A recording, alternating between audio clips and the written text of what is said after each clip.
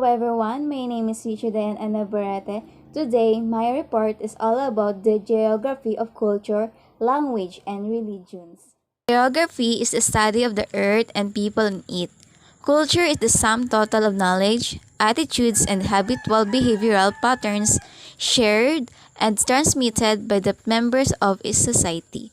Geography and culture are interrelated. Culture is the total way of life that characterizes a group of people. Cultural geography. In broad terms, cultural geography examines the cultural values, practices, discursive and material expressions and artifacts of people, the cultural diversity and plurality of society. So, cultural geography is also emphasized on how cultures are distributed over space, how places and identities are produced, how people make sense of places and build senses of place, and how people produce and communicate knowledge and meaning.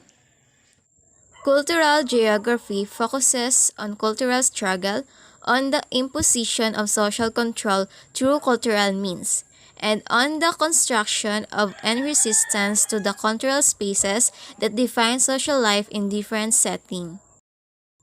This is Mark Patterson.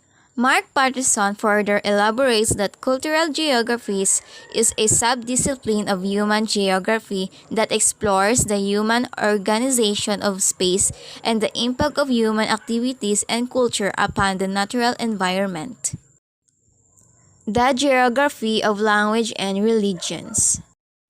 Language. Language is pronunciation and combination of words used to communicate within a group of people. Important culture index each language has a unique way of dealing with the facts, ideas, and concepts. Structure individual perception of world. Language religions. The first is dialects, the second is standard language, the third is official language, and the last is lingua franca. The first is dialects. Dialects is the minor variation within a language. The second is standard language, following formal rule of diction and grammar. The third is the official language, particular language for any given country. And the last, lingua franca, is a current language of international discourse or English. Next, linguistic geography. Kung sa Tagalog ay heograpiyang pangwika, the study of different dialects across a space. The first is speech community, the second is isoglosses, and the third is geographical dialect continuum. The first is speech community.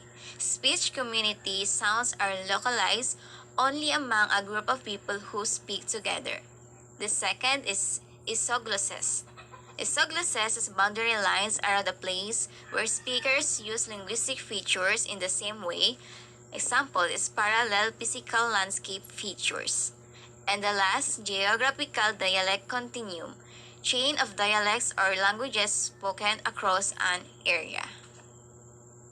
Next, language development. Kung sa Tagalog ay pag-unlad ng wika, we have four. The first is proto-language, the second is language family, the third is cognate, and the last is etymology. The first is proto-language. Proto-language is a common ancestor to any group of today's language. The second is language family. Language family is a language related by descent from a common proto-language. The third is cognate. Cognate is the word that literally looks like or sounds like another word which is related to. And the last is etymology is the study of word origin and history. Religion. Religion is a belief system and the set of practices that recognize the existence of a power higher than humans. Classifying religions, we have four. The first is proselytic religions, the second is ethnic religions, the third is monotheistic religions, and the last is polytheistic religions. The first is proselytic religions, is actively seeks new members and aim to convert all humankind. The second is ethnic religions, are identified with a particular ethnic or tribal group and do not seek converts.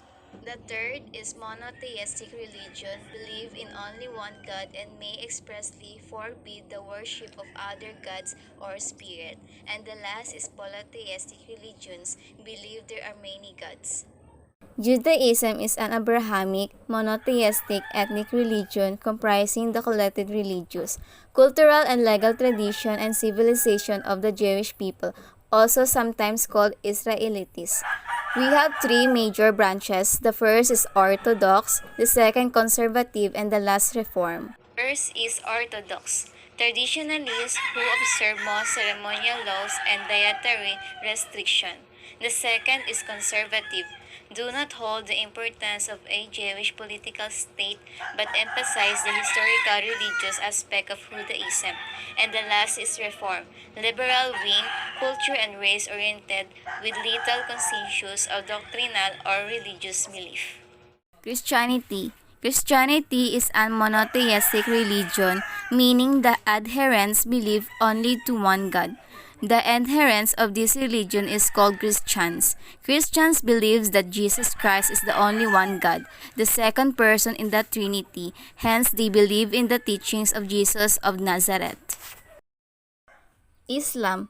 Islam is an Abrahamic monotheistic religion teaching that Muhammad is a messenger of God. In short, Islam is the word means submission to the will of God.